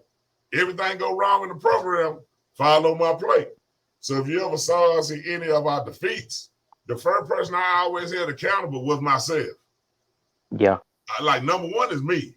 And then from me being me, you know, when we get back in and get the meeting, then that avalanche go downhill. But, you know, in the public eye, like, that's me. We got to do some stuff better as coaches. And that's what we did going into this season. We had some self-accountability as far as starting with me and then working down to every coach on the staff. Where we were honest and we realized we had to get better if we wanted better results. And we took the kid out the equation. The kid wasn't going to be the excuse. The excuse going to be us grown folks if anything don't go right this season. And we just kept that belief and the continuity. And our kids, they were a very loose group. You know, sometimes you would think they weren't focused, but that was just their way of being focused. So, you know, and we got better every week. So, Coach, y'all, we 31 minutes in, and I'm trying to wrap this up because I mean I know we sitting down, I know we talking. Man, I gotta get a part 2, man. War got a part 2. So let's end with this because we're gonna end with this right here. Because I mean I really want to ask you a couple more questions though, but let's end with this one. I mean y'all got new facilities too, right, Coach? Yeah. I wanted you to speak on that, but that's not what I want to ask because I want to ask, y'all won the championship this year, Coach. Where do we go from there? End on the facilities, and we done. You know, winning state this year, you know, really when I think back on it, it really ain't hit me yet. Because after we won, after each game we won, like, yeah, we going to the next round. But, it don't matter unless we win the next round. And then when you finally won it, then it was like, damn, ain't shit for tomorrow.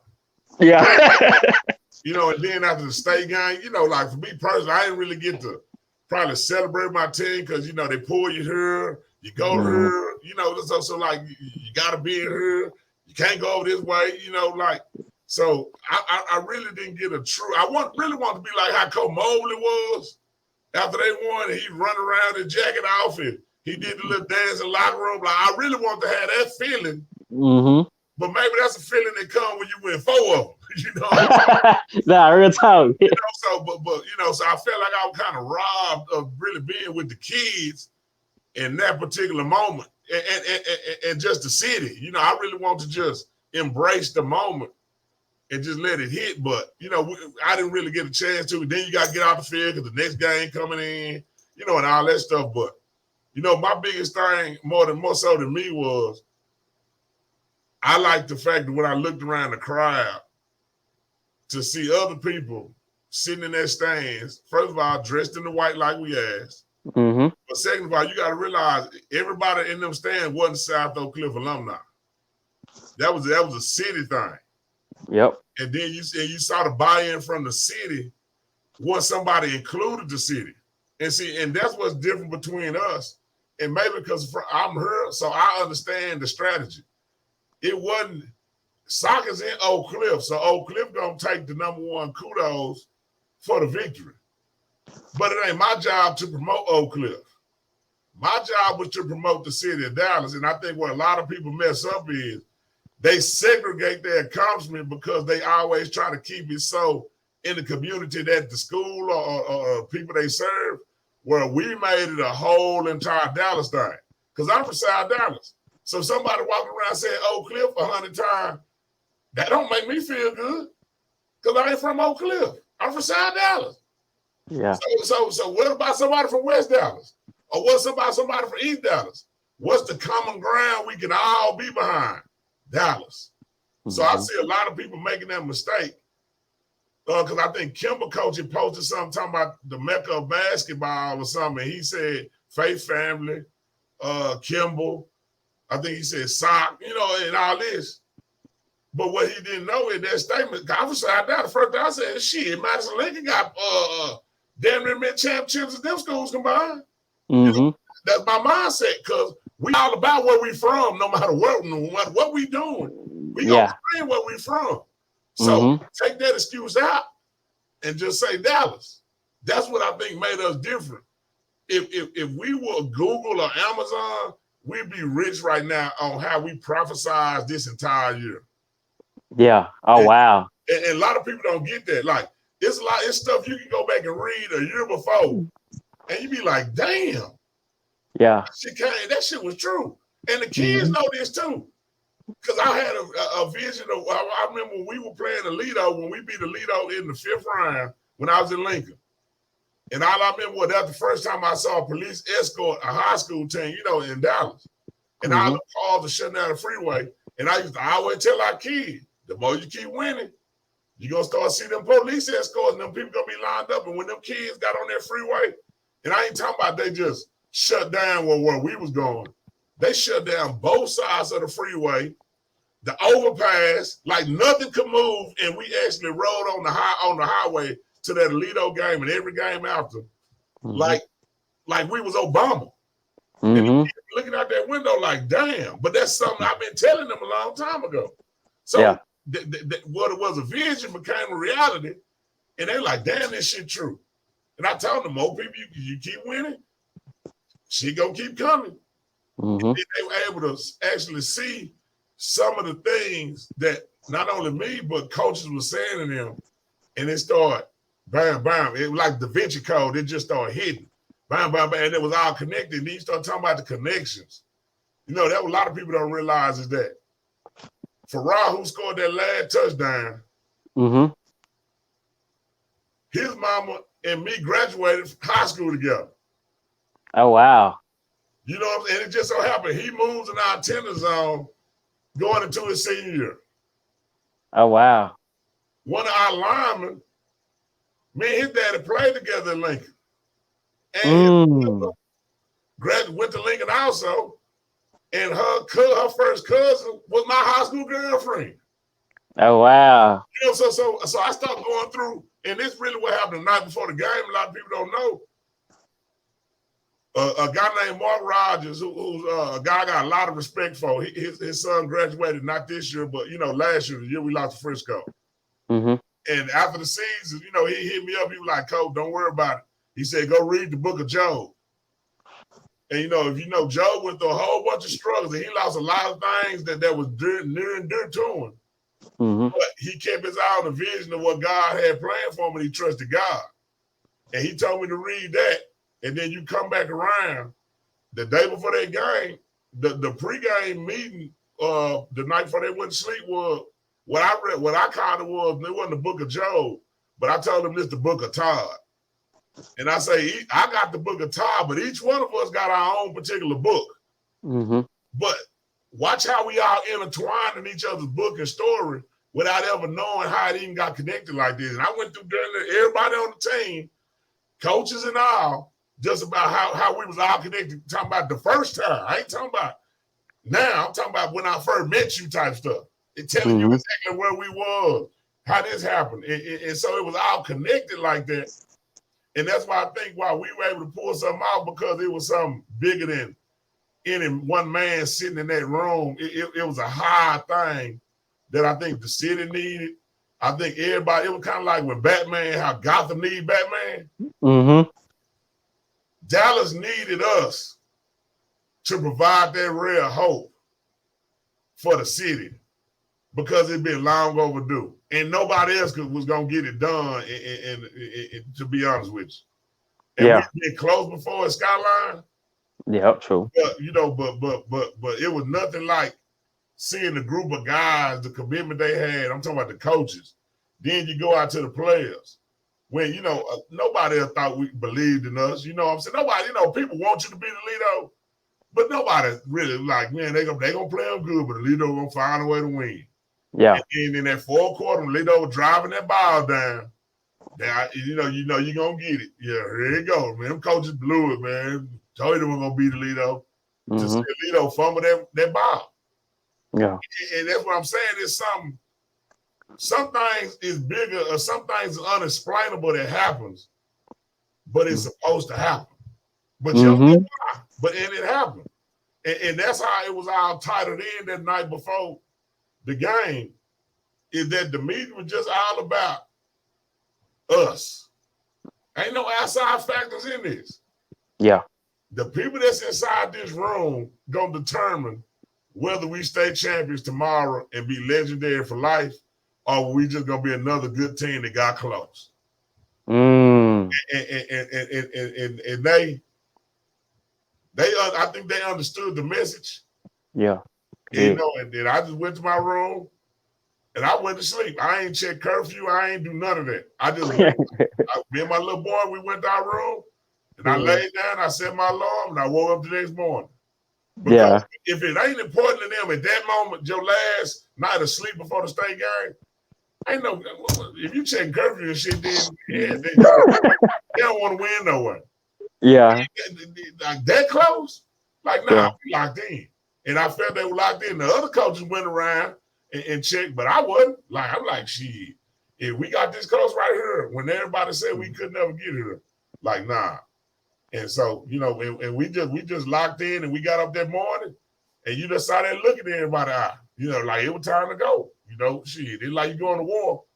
You come home a winner, or you die in the battlefield or lose. Yeah. Yeah, Coach. What? No, we're gonna have to shut this thing down in a minute. But give me 1 second, Coach. Yeah. How do you grow right now as a football coach? I think the game of football is always forever changing. Like I said, it's always in some kind of way a copycat business. Okay.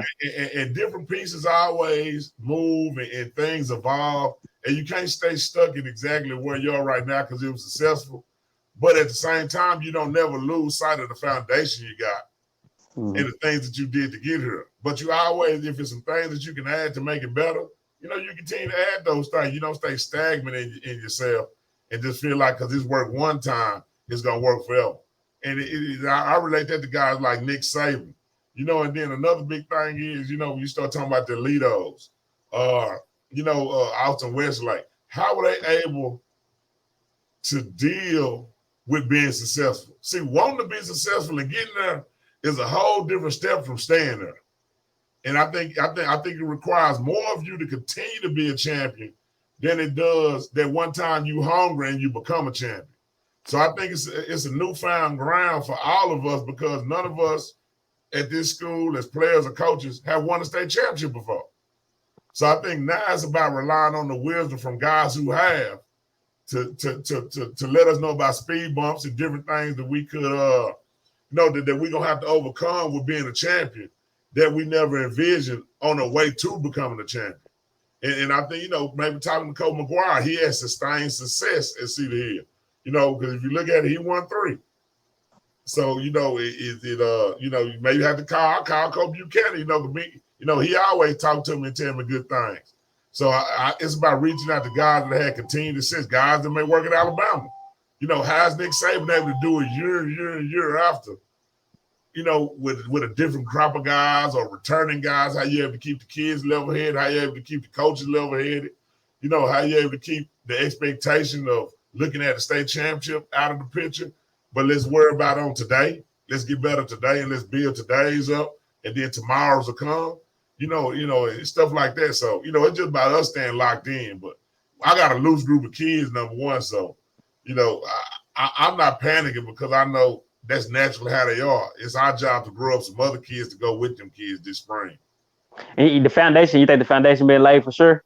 Yeah. The foundation been laid. Yeah. Well, what we built this SOC over the, and I even include Coach Jones' era because I think it all connected because how close we were. Going back to that era, we've taken the program to a certain point. And like I told them, like my belief is right now, we won the state championship. We showed that in 5A Division II, we're able to compete with anybody, number one. And now we should be a perennial contender for a state championship. Now, we got to beat people along the way. Does that mean we guaranteed to go far next year? No, it don't. But that just means when people look at the region, people looking with Alito gone, it was wide open. Now people looking to see what's out there Cliff at. So if you become a regional favorite, that means you're always in contention of being a state contender, which was one of our goals. The next goal is to become a contender among the big boys. Now it's not good enough just to play Duncanville close. Now we got to show we got to show we can beat Duncanville.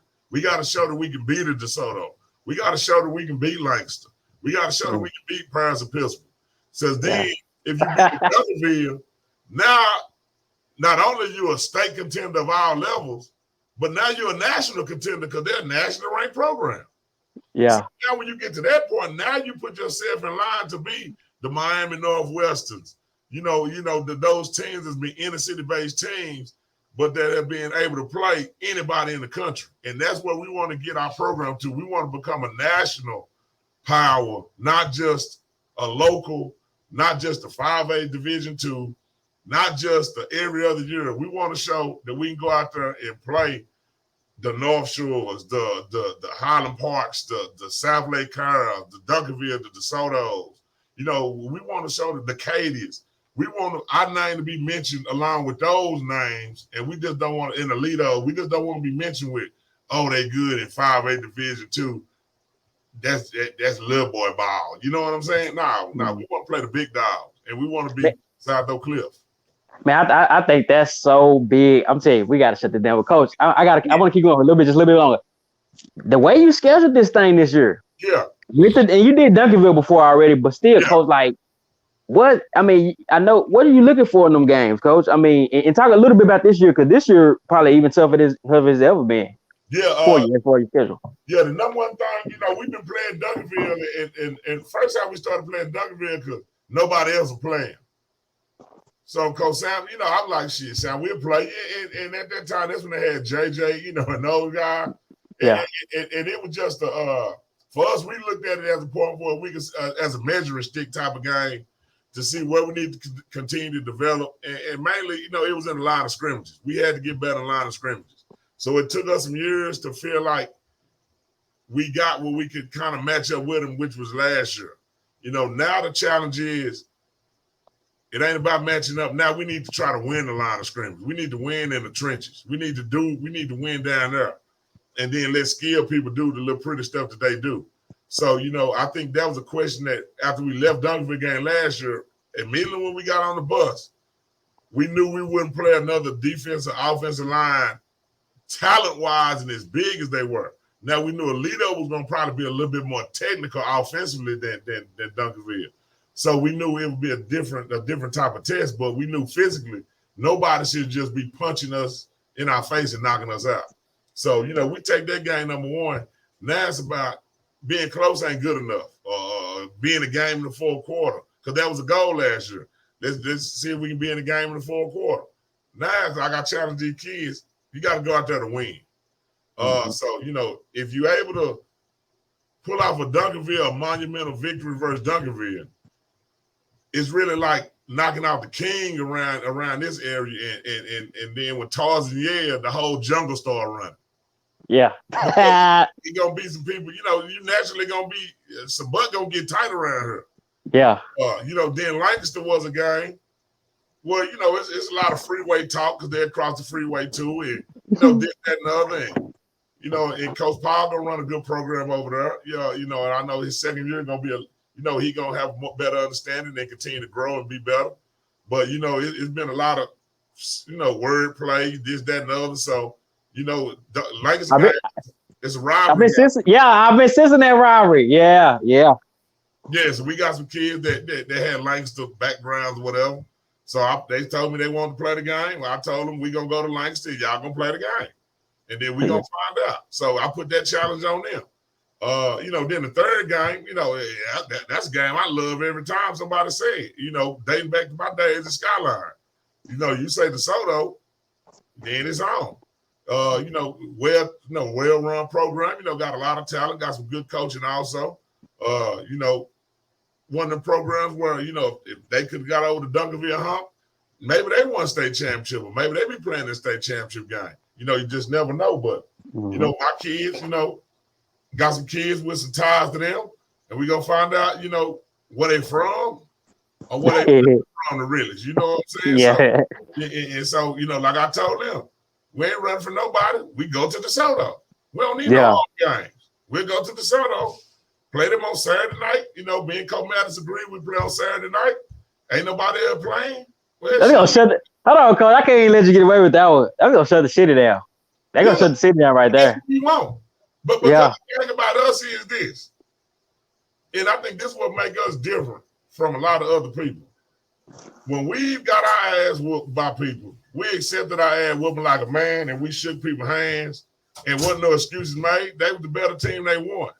Mm-hmm. But what people got to understand is, when we whoop somebody's ass, they're gonna have to do the same thing, shake that hand, and then don't go back.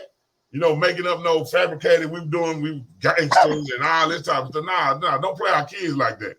So, you know, there's a rivalry that breeds in me from being at Skyline, you know, from the Skyline to Soto games, where it was like Florida State to me.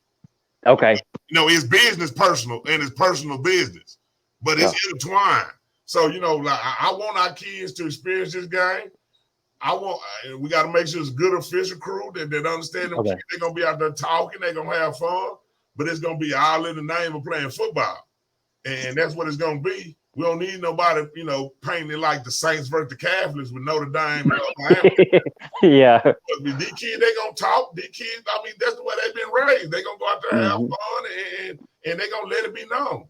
So, you know, what better way? I told them kids, we'll go to DeSoto, Eagle Drive, whatever the address is. They called, we want to play on Saturday night. Saturday night. We play Duncanville on Saturday night. Ooh. You know, okay, now my challenge to the kids is now I know they're going to be woke because Duncanville guy ain't going to be on ESPN. So now you want to get your ass bashed on TV?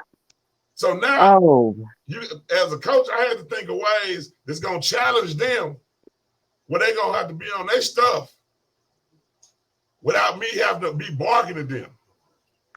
Yeah. So now I know playing Dunkerville gonna make their ass. Hold on, real quick. Like I'm on the podcast. Okay.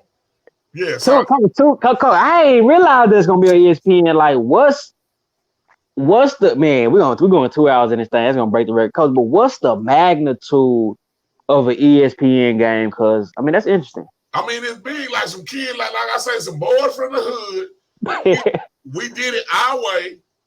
Now we're gonna be playing one of the top teams in the country that's been a perennial power for the last 4 to 5 years in the state of Texas and nationally ranked. Like, what better way for you to go out there to put your program on the map and put on for your city? The stage don't get no bigger. Nah, so embrace the moment. Don't run from the moment. Because what's gonna happen, win, lose, or whatever. But you gotta embrace the moment, prepare for the moment, and know the opportunity that you got in front of you.